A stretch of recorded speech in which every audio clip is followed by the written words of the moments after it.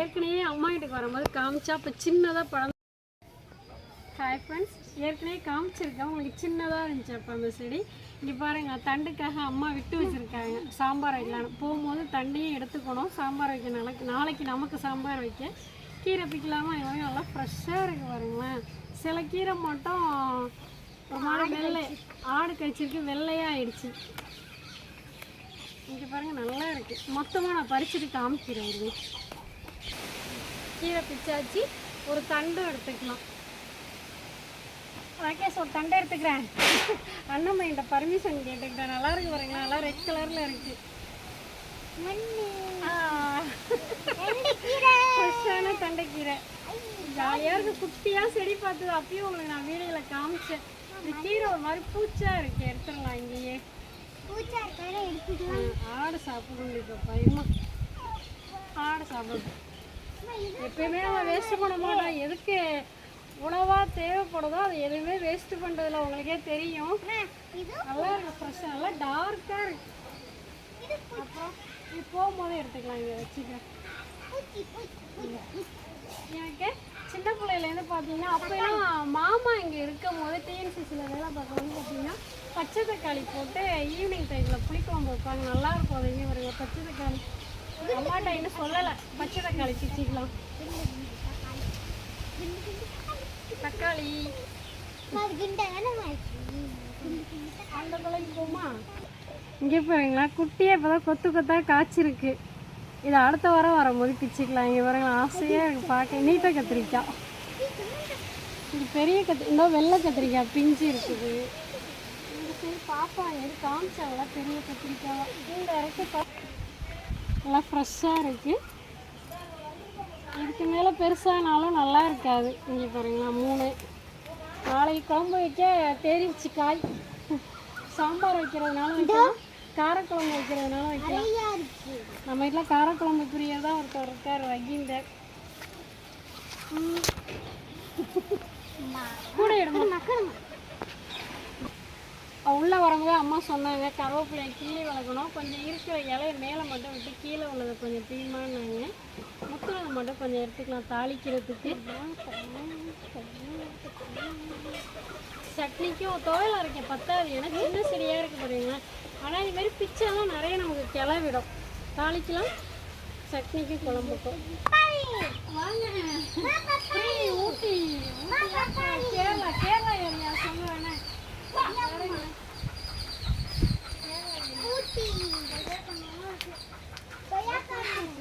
கொய்யாக்கண்ணை தூட்டு வள பெருசாகிடுச்சு. சின்னதாக இருந்துச்சு, பெருசாகிடுச்சு.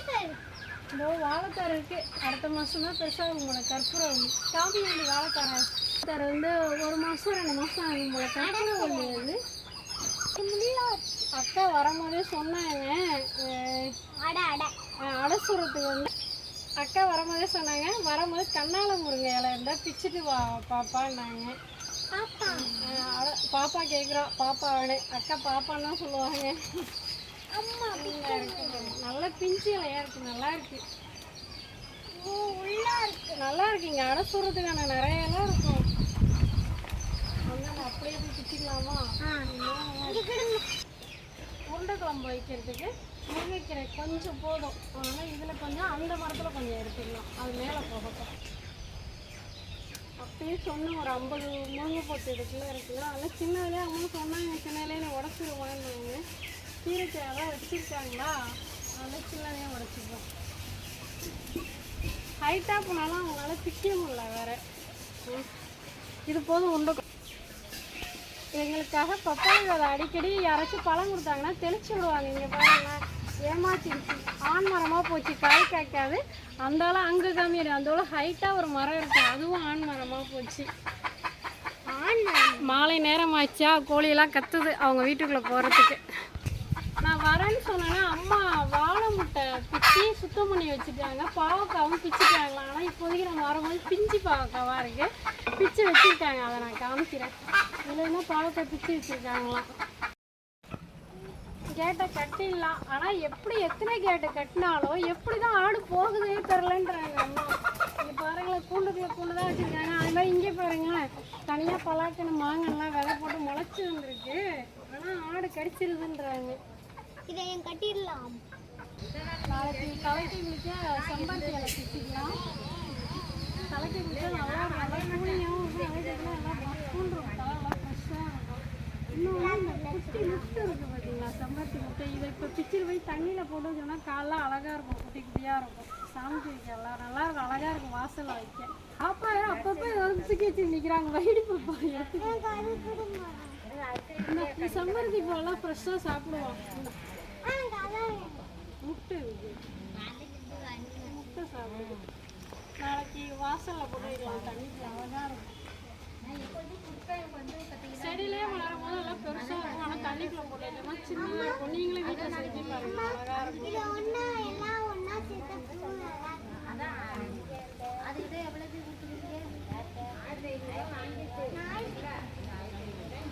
சீயாக்கா அரைக்கிறது இல்லைன்னா விக்கி வாப்போம்.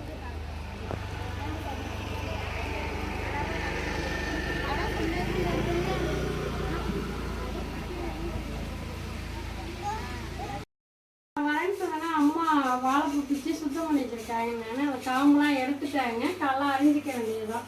இது பாவக்காய் அதை பிச்சு வச்சுட்டாங்க. இந்த பாவக்காய் இதை சொல்லணுமா பாப்பாவுக்கு. நாளைக்கு அங்கே வந்து விளையாடுறதுக்காக குறும்பு எடுத்து வச்சிருக்கோம், தென்னம் குறும்பை குட்டியாக.